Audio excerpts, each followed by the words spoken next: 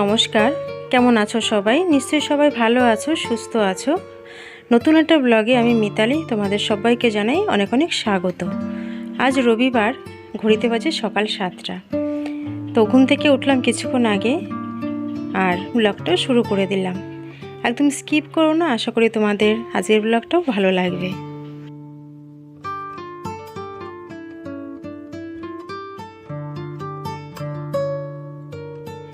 আজকের ব্লগে আমি তোমাদের সঙ্গে আমার কিছু ঘটনা, যেগুলো আমার জীবনে ঘটেছে এবং সেই ঘটনাগুলো থেকে আমার যেসব অভিজ্ঞতাগুলো হয়েছে সেগুলো একটু তোমাদের সঙ্গে ভাগ করে নেব। তাই বলবো একদম স্কিপ না করে পুরো ব্লগটা দেখতে থাকো।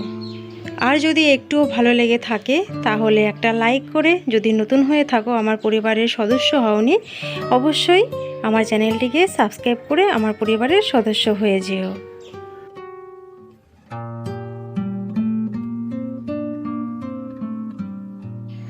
বয়স যার যতটুকুই হোক না কেন, জীবনে বেঁচে থাকতে গেলে নানা রকম অভিজ্ঞতার সম্মুখীন হতে হয়, নানা রকম ঘটনার পরিপ্রেক্ষিতে জীবনটাকে নানাভাবে অতিবাহিত করতে হয়, তাই না?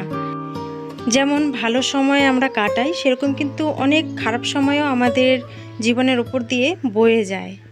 ভালো সময়গুলো আমরা খুবই কম মনে রাখি, কিন্তু খারাপ সময়গুলো বা খারাপ ঘটনাগুলো যেন আমাদের মনে একদম দাগ কেটে যায়। আর খারাপ সময়গুলো যেরকম আমরা আগে থেকে বুঝতে পারি না যে আমাদের জীবনে খারাপ সময় আসতে চলেছে বা কেউ আমাদের সঙ্গে খারাপ করতে চলেছে, আমরা কিন্তু বুঝতে পারি না। আর যখন সেগুলো আমরা বুঝি তখন হয়তো অনেকটা দেরি হয়ে যায়, হয়তো মনটা খারাপ হয়ে যায়, এই আর কি। এই যেমন ধরো, তোমাকে কেউ হিংসে করছে, কিংবা তোমার সঙ্গে থাকছে, তোমার সঙ্গে চলছে ফিরছে, আবার তোমার পেছনেই তোমাকে নিয়েই পরনিন্দা পরচর্চা করছে। তো তুমি সেটা বুঝেও তোমার ঠিক কি করা উচিত, তো সেটাই আমি তোমাদেরকে আমার যতটুকু মনে হয় আমার অভিজ্ঞতা থেকে আমি ততটুকুই তোমাদের সঙ্গে শেয়ার করছি। একদম ছোটোবেলার কথা তোমাদের সঙ্গে বলি। একদম ছোটোবেলা ঠিক নয়, আমি যখন ক্লাস 9-এ পড়ি তখন আমার সঙ্গে আমার একটা বান্ধবী খুব একটা খারাপ ব্যবহার করেছে। তার নামটা আমি এখানে নিচ্ছি না, যদিও সে আমার ব্লগ দেখে না হয়তো। তো যাই হোক, সে যদিও কখনো শোনে, সে হয়তো ভুলটা বুঝতে পারবে বা ভুলটা হয়তো বুঝতে পেরেছেও। তো যখন আমি ক্লাস 10-এ পড়ি, টেস্ট পরীক্ষা হয়ে গেছে, হয়ে যাওয়ার পর টেস্ট পেপার বেরোয় মাধ্যমিকের ফাইনাল প্রিপারেশন নেওয়ার জন্য। তো আমার কেনা হয়েছিল না, কারণ আমি যেহেতু মাসির কাছে বড় হয়েছি, সঙ্গে সঙ্গে চাইলে হয়তো সব কিছু পেতাম না, একটু সময় লাগতো প্রয়োজনীয় জিনিসগুলো পেতে। তো ও কিনে ফেলেছিল। ও যদিও মামার বাড়িতে থাকতো, ওর দিদাই সব কিছুর ভরণ পোষণের দায়িত্ব ওর দিদাই নিয়েছিল। তো ওর কেনা হয়ে গেছিলো, কিন্তু আমার কেনা হয়েছিল না। যেহেতু মাধ্যমিক পরীক্ষা দেব, তো মনের মধ্যে তো একটা টেনশন ছিল।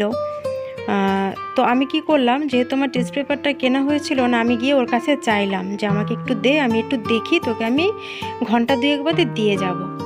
তো বললো আমি দিতে পারবো না, আমার দিদার কাছে গিয়ে জিজ্ঞেস কর, যেহেতু ওর দিদা কিনে দিয়েছে। তো ওর দিদার কাছে গিয়ে যখন আমি চাইলাম যে দিদা একটু টেস্ট পেপারটা ওকে বলো না আমাকে দিতে, তখন ওর দিদা আমাকে উত্তর কি দিল যে ওকে কিনে দিয়েছি, তোকে যদি এখন দেয় তাহলে ও কি করে পড়াশোনা করবে। আমি বললাম দিদা আমি কিছুক্ষণের জন্য নেব। তো আমাকে সঙ্গে সঙ্গে মুখের ওপর না করে দিল। তো যাই হোক, আমি মুখটা কালো করে বাড়িতে চলে এলাম। আসার পর মাসি জিজ্ঞেস করছে, কী রে তোর মুখটা কালো কেন? তো তখন আমি বললাম যে এই ব্যাপার। তখন মাসি আমার উপর রীতিমতো রেগে গিয়ে বলল যে যা, তুই আরও ওকে সাহায্য কর, ও যেটা না পারবে সেটা ওকে বলে দিবি, একদিন টিউশন না গেলে সেই নোটটা ওকে দিবি, এবার যা ওকে গিয়ে সাহায্য কর। তো এই কথাটা মেশোর কান পর্যন্ত যায়। তো মেশো পরের দিন আমাকে টেস্ট পেপার কিনে দেয়, আর রেজাল্ট কিন্তু ওর থেকে আমার ভালো হয়েছিল। তো ও সেটা ভালো করে জানে যে ওর থেকে অনেক ভালো রেজাল্ট আমি মাধ্যমিকে করেছিলাম। তাই এখানে কি বোঝা গেল যে ও আমাকে হিংসে করে, সেই কারণে ও আমাকে দিতে চায়নি। যদি আমি ওর থেকে ভালো রেজাল্ট করে ফেলি, তো সেই ভয়টা ওর মনে কাজ করছিল। তো সেই হিংসেটা করা ওর একদমই কিন্তু ঠিক হয়নি। আমার নিজের চোখে দেখা এমনও ঘটনা আমি তোমাদের সঙ্গে শেয়ার করব, যেটা রীতিমতো মানে আমি ভয় পেয়েই গেছি বলতে পারো, আমার সঙ্গে ঘটেছিল। তো কি হয়েছিল, একটা সময়কার কথা বলি। তো আমাদের পাশের বাড়ির শাশুড়ি বৌমা। তো কি হতো, শাশুড়ি বৌমার মধ্যে খুব একটা মিল ছিল না। তো একবার শাশুড়ি এসে আমাকে বৌমার নামে বলতো, আবার বৌমা এসে একবার শাশুড়ির নামে বলতো। অথচ দুজনের মধ্যে কিন্তু কখনো ঝগড়া আমি শুনতে পেতাম না। কেন কি? কারণ আশেপাশের লোক যদি উল্টোপাল্টা ভাবে, হয়তো বৌমা শাশুড়িকে দেখতে পারে না কিংবা শাশুড়ি বৌমাকে দেখতে পারে না, তো সেই কথা মাথায় রেখেই কেউ কোনো দিন ঝগড়া করেনি। তো আমি শুধু দুজনের কথাটাই শুনতাম। তো দুজনের কথা শুনে কারোর কথাটা কাউকে যদি আমি বলতে যাই, তাহলেই সেখানেই অশান্তিটা বেঁধে যাবে।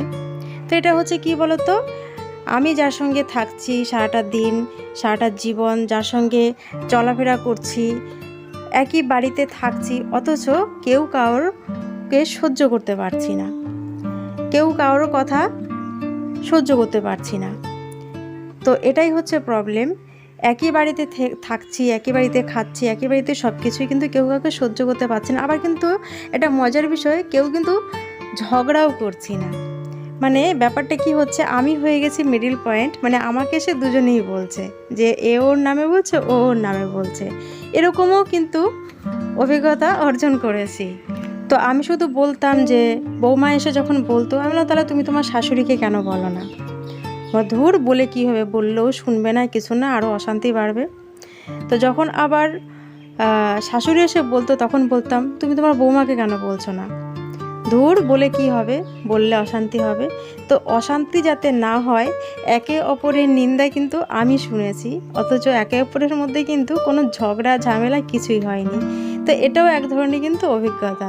তো যাই হোক, সারাটা দিন অনেক কাজকর্ম থাকে, রবিবার যেহেতু। আর দুষ্টুর বাবা তো কদিন ধরে বাড়িতেই রয়েছে, তোমরা জানো। তো সোমবার থেকে আশা করি ডিউটিতে যাবে আর কি। তো আজ দেখো ভোলা মাছ এনেছে। তো ভোলা মাছটা বেশ ভালো, কিন্তু আমি অনেক দিন সেই বড় সাইজের যে ভোলা মাছ পিস পিস করে কাটা হয়, ওই মাছ একদিন আমি খেতে চেয়েছিলাম। তো সেই মাছটা অনেক দিন আনা হয় না। আর আজকে মাছও এনেছে কম, কারণ দুষ্টুর বাবা মনে হয় রাতে খাবে না, সেই জন্য মাছটা কম এনেছে। আর এই গরমের মধ্যে না একদমই মাছ টাছ খেতে ইচ্ছা করে না। আর ওদিকে আমার দুষ্টু একটু আমার ওপর রাগ হয়েছে, তার কারণ দুষ্টু শাড়ি পরতে চাইছে এই গরমের মধ্যে। বলো, আরও শাড়ি পরার যে কী বাতিক হয়েছে, তোমাদের আর কী বলবো। ঠিক ছোটোবেলাটা পেয়েছে আমার মতন। আমিও শাড়ি পরতে খুব ভালোবাসতাম। তো ও হয়েছে তাই, শাড়ি পরিয়ে দিচ্ছি না দেখে তেজ করে আলমারির জামা কাপড় একবার বার করছে, একবার ঢুকাচ্ছে। সেটা আমি যখন ভিডিওটা এডিট করছি তখন আর কি দেখলাম যে ও ঘরে কি করছে। তো যাই হোক, মাছ টাছ কেটে ধুয়ে রান্নাঘরে রেখে তারপরে পাট শাকটা বেছে নিলাম। আর রবিবার শাক হবে না সেটা তো হতে পারে না, না।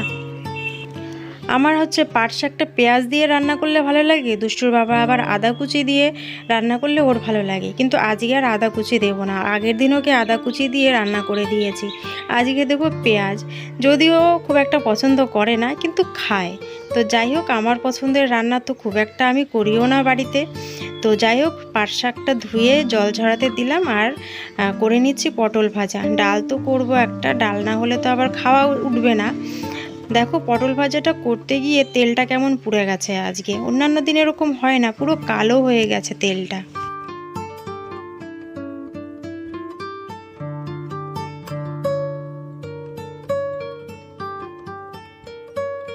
তো সেই তেলের মধ্যে দেখো আমি পেঁয়াজ দিয়ে ভেজে নিলাম, ভেজে তারপরে পাট শাকটা করে নিচ্ছি। আর একটু কাঁচা লঙ্কাও দিয়ে দিলাম, একটু নুন দিয়ে একটু ঢাকা দিয়ে দেব, আমার শাক রান্নাটা হয়ে যাবে।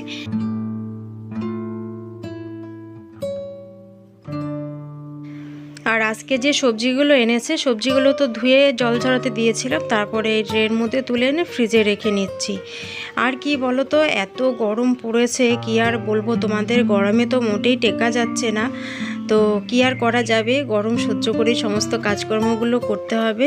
তো যাই হোক, একদিকে ডাল বসিয়েছি আর একদিকে মাছটা বসিয়েছি। মাছটা হয়ে গেলেই মোটামুটি রান্নাবান্না কমপ্লিট। তো কি বলো তো, আজকের ব্লগটা জানি না তোমাদের কতটুকু ভালো লেগেছে। যদি ভালো লেগে থাকে তাহলে একটা কমেন্ট করো, আর যদি নতুন হয়ে থাকো তাহলে অবশ্যই চ্যানেলটিকে সাবস্ক্রাইব করে নিও।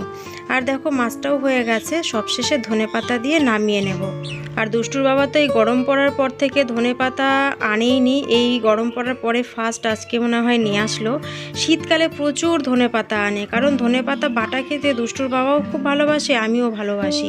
তো শীতকালে প্রচুর পরিমাণে ধনেপাতা আনে, কিন্তু গরম পড়ার পর থেকে এই আজকে মনে হয় প্রথম আনলো, না হলে গাছ থেকে তুলেই তরকারিতে দিই আর কি। তো যাই হোক, মাছটা আমার হয়ে গেছে, যদিও রেসিপিটা তোমাদের সঙ্গে শেয়ার করতে পারলাম না, কারণ এই গরমে না একদমই ভিডিও করতে ইচ্ছাই করছিল না। তো যাই হোক, তোমাদের কেমন লাগলো আরও একবার বলবো, কমেন্ট করে জানিও। আর তোমাদের সঙ্গে নেক্সট ব্লগে দেখা হচ্ছে। সবাই ভালো থেকো, সুস্থ থেকো, সাবধানে থাকো। টাটা।